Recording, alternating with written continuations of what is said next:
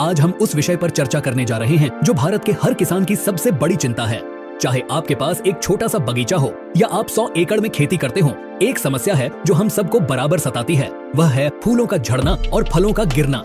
कल्पना कीजिए, आपने अपनी जमीन को बड़ी उम्मीदों से जोता, महंगे से महंगा बीज खरीदा, अपनी रातों की नींद खराब करके सिंचाई की, और जब फसल पर फूलों की चादर आई तो आपकी आंखों में सुनहरे सपने तैरने लगे। लेकिन अचानक एक सुबह आप देखते हैं कि आपके वे सपने जमीन पर पीले और सफेद होकर बिखरे पड़े हैं। वह मंजर एक किसान के लिए किसी कयामत से कम नहीं होता।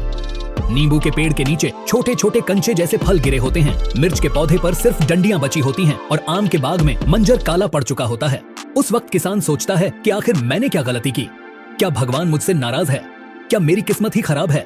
किसान भाइयों, आज इस महासंवाद में मैं आपको यह बताने आया हूँ कि यह किस्मत का खेल नहीं है, यह शुद्ध विज्ञान है। आज हम उस अदृश्य दुश्मन को बेनकाब करेंगे जो आपकी आंखों के सामने आपका मुनाफा लूट रहा है। आज हम उन गुप्त तकनीकों की बात करेंगे जो बड़े बड़े कृषि वैज्ञानिक केवल बंद कमरों में चर्चा करते हैं। अगर आप आज का यह वीडियो पूरा देख लेते हैं तो मैं आपको विश्वास दिलाता हूं कि आपको फिर कभी किसी खाद की दुकान पर जाकर यह नहीं पूछना पड़ेगा कि साहब मेरे फूल गिर रहे हैं, कोई दवा दे दो। आज आप खुद अपनी फसल के डॉक्टर बनेंगे। तो चलिए बिना समय गंवाए शुरू करते हैं इस ज्ञान के महाकुंभ को। सबसे पहले हमें यह समझना होगा कि पौधा आखिर फूल गिराता ही क्यों है? क्या वह जानबूझकर अपना नुकसान करता है? किसान भाइयों, कुदरत का एक नियम है, जीवित रहना। पौधा भी एक जीवित प्राणी है। जब उसे महसूस होता है कि उसके पास भोजन की कमी है, या मौसम बहुत ज्यादा गर्म या ठंडा हो गया है, या उसके शरीर में पानी का संतुलन बिगड़ गया है, तो वह सबसे पहले अपने उन अंगों को त्याग देता है जिनकी उसे सबसे कम जरूरत होती है। फूल और फल पौधे के लिए उसके बच्चे जैसे हैं। अगर माँ खुद भूखी होगी तो वह अपने बच्चे को कैसे पालेगी? बस यही सोचकर पौधा अपने फूलों की बलि दे देता है। विज्ञान की भाषा में इसके पीछे एक बहुत बड़ा सस्पेंस है जिसे हम एब्जिशन लेयर कहते हैं। यह एक ऐसी परत है जो फूल की डंडी और टहनी के बीच में बन जाती है। यह परत एक कुल्हाड़ी की तरह काम करती है जो फूल को मिलने वाले खून और ऑक्सीजन की सप्लाई को काट देती है। जैसे ही यह सप्लाई कटती है, फूल कमजोर होकर नीचे गिर जाता है। अब सवाल यह है कि इस कुल्हाड़ी को चलने से कैसे रोकें? इसे रोकने के लिए हमें पौधे के उन हार्मोन्स पर कब्जा करना होगा जो इसे नियंत्रित करते हैं। पौधे के अंदर दो सेनाएं लड़ रही होती हैं, एक जो फल को थामे रखती है और दूसरी जो उसे गिराती है। हमें थामने वाली सेना को मजबूत करना है। अब हम बात करेंगे उन दो गुप्त तत्वों की जिन्हें 90% किसान नजरअंदाज कर देते हैं। हम यूरिया, डीएपी और पोटाश के पीछे तो भागते हैं, लेकिन क्या आपको पता है कि फूलों का असली रक्षक कौन है? वह है बोरोन। किसान भाइयों, बोरोन के बिना खेती करना वैसा ही है जैसे बिना नमक के खाना बनाना। बोरोन का काम क्या है? बोरोन का काम है पौधे के अंदर फूलों के प्रजनन अंग को सक्रिय करना। जब फूल के अंदर परागण पॉलिनेशन होता है तभी फल बनता है। अगर बोरोन की कमी है तो परागण की नली छोटी रह जाएगी और फूल बिना फल बने ही गिर जाएगा।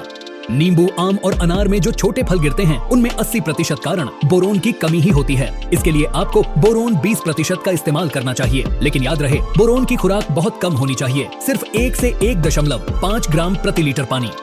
इसे फूल आने से 10 दिन पहले और फल बनने के तुरंत बाद स्प्रे करना चाहिए। दूसरा महातत्व है कैल्शियम। कैल्शियम पौधे की हड्डियों को मजबूती देता है। अगर कैल्शियम की कमी होगी तो फल की त्वचा कमजोर हो जाएगी और वह फटकर गिर जाएगा।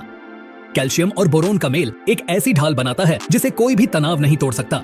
आजकल बाजार में कैल्शियम बोरोन के रेडीमेड मिश्रण मिलते हैं, उनका इस्तेमाल करना आपके लिए सबसे समझदारी भरा निवेश होगा।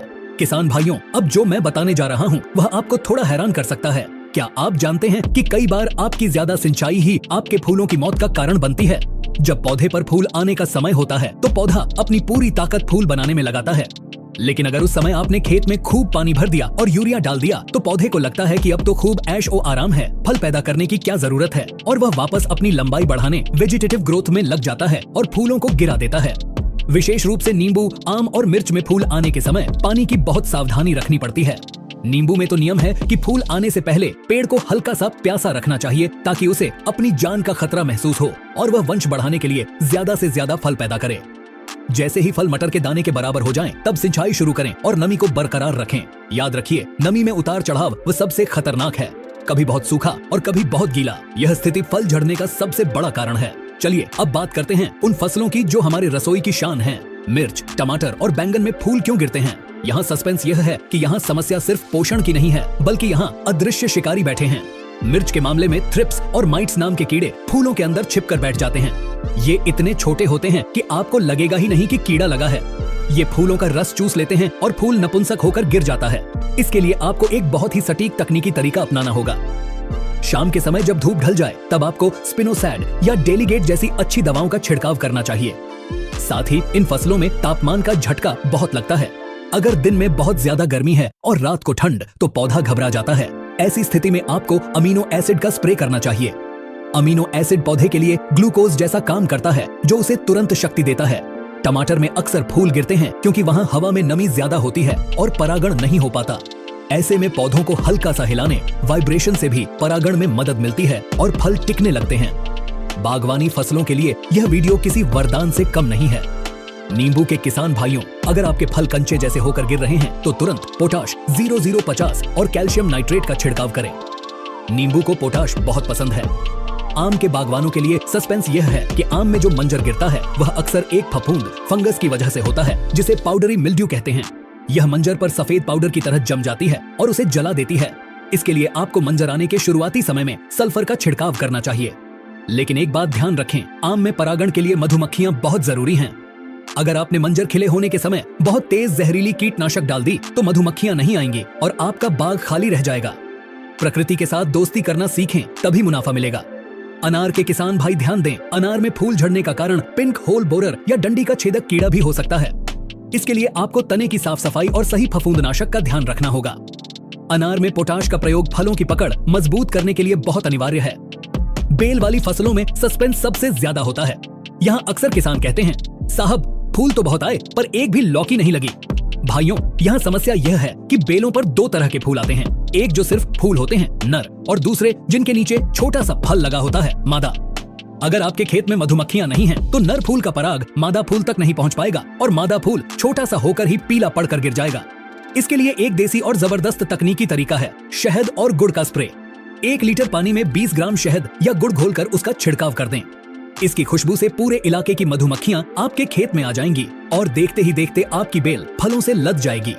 साथ ही इन फसलों में 3G कटिंग का तरीका अपनाएं। पहली मुख्य बेल को काट दें ताकि किनारे से नई शाखाएं निकलें, क्योंकि मादा फूल हमेशा दूसरी और तीसरी पीढ़ी की टहनियों पर ही ज्यादा आते हैं। अब हम चर्चा करेंगे उन रसायनों की जिन्हें हम PGR कहते हैं। किसान भाइयों, यहाँ आपको सबसे ज्यादा तकनीकी ज्ञान की जरूरत है। बाजार में एक बहुत मशहूर दवा है प्लानोफिक्स NAA। यह दवा गिरते हुए फूलों को रोकने के लिए सबसे ताकतवर मानी जाती है, लेकिन यहाँ एक बहुत बड़ा खतरा छिपा है। अगर आपने इसकी डोज में थोड़ी सी भी गलती की तो यह आपके सारे फूल गिरा सकती है। इसका सही डोज है एक 15 लीटर के स्प्रे पंप में सिर्फ 4 से 5 मिलीलीटर, बस इतना ही। अगर आपने सोचा कि ज्यादा डाल दूंगा तो ज्यादा फल रुकेंगे, तो आप अपनी फसल बर्बाद कर लेंगे। इसके अलावा जिब्रेलिक एसिड GA3 फलों के आकार को बढ़ाने और उनकी पकड़ मजबूत करने के लिए बेहतरीन है। आजकल एक नया तत्व आया है जिसे ब्रासिनोलाइड्स कहते हैं। यह पौधे को हर तरह के मौसम के तनाव से बचाता है। अगर आपके यहाँ बहुत ज्यादा गर्मी पड़ रही है तो ब्रासिनोलाइड्स का इस्तेमाल आपके फूलों के लिए सुरक्षा कवच साबित होगा। किसान भाइयों, वीडियो के इस महत्वपूर्ण हिस्से में मैं उन गलतियों की सूची देने जा रहा हूँ जो आपको कभी नहीं करनी चाहिए। फूलों के समय यूरिया का प्रयोग, यह सबसे बड़ा पाप है। यूरिया पौधे को सिर्फ हरा करता है, उसकी प्रजनन क्षमता को खत्म कर देता है। दोपहर में स्प्रे करना, दोपहर की धूप में दवा और पानी दोनों पौधे को जला देते हैं। स्प्रे हमेशा ठंडे समय में करें। दवाओं का गलत मेल, कभी भी बिना सलाह के 3 से 4 दवाओं को एक साथ न मिलाएं। इससे घोल फट सकता है और फसल जल सकती है। सिंचाई में भारी उतार चढ़ाव, कभी पानी का सैलाब लाना और कभी महीनों तक सूखा रखना, यह फल झड़ने की सबसे बड़ी वजह है। मधुमक्खियों का कत्ल, फूल खिलने के समय भारी कीटनाशक डालना अपनी ही कुल्हाड़ी से अपने पैर काटने जैसा है। पुराने फंगीसाइड का इस्तेमाल, हमेशा ताजा और अच्छी कंपनी के फंगीसाइड ही लें। मिट्टी की जांच न करना, आपको पता ही नहीं कि जमीन में किस चीज की कमी है और आप बस खाद डाले जा रहे हैं। खरपतवार, खेत में घास फूस होगा तो वह आपके पौधे का बोरोन और जिंक चोरी कर लेगा। स्प्रे पंप की सफाई न करना, पिछली बार डाली गई खरपतवार नाशक दवा का थोड़ा सा अंश भी आपके फूलों को तबाह कर सकता है। धैर्य की कमी, किसान भाइयों, कुदरत को अपना समय लेने दें। हर चीज का एक वक्त होता है। किसान भाइयों, आज की यह चर्चा इस बात का सबूत है कि खेती सिर्फ पसीने बहाने का काम नहीं है, बल्कि यह दिमाग और तकनीक का मेल है। हमने आज बोरोन की शक्ति को समझा, हमने पानी के गणित को जाना, हमने मधुमक्खियों की अहमियत समझी और हमने सही रसायनों के इस्तेमाल के बारे में बात की। याद रखिए, आपका खेत आपकी प्रयोगशाला है और आप उसके सबसे बड़े वैज्ञानिक हैं। जब भी आप अपने खेत में जाएं, तो सिर्फ पौधों को देखें वे नहीं, बल्कि उन्हें महसूस करें। अगर फूल गिर रहे हैं तो पौधा आपसे कह रहा है कि उसे भूख लगी है या वह प्यासा है। एक तकनीकी किसान वही है जो अपने पौधे की इस खामोश आवाज को सुन ले। आज हमने बागवानी, सब्जी वर्गीय और बेल वर्गीय सभी फसलों के बारे में विस्तार से बात की है। मुझे पूरा विश्वास है कि अगर आप इन बातों का 50% भी अपने खेत में लागू कर देते हैं तो आपकी पैदावार कम से कम 1.5 गुना बढ़ जाएगी।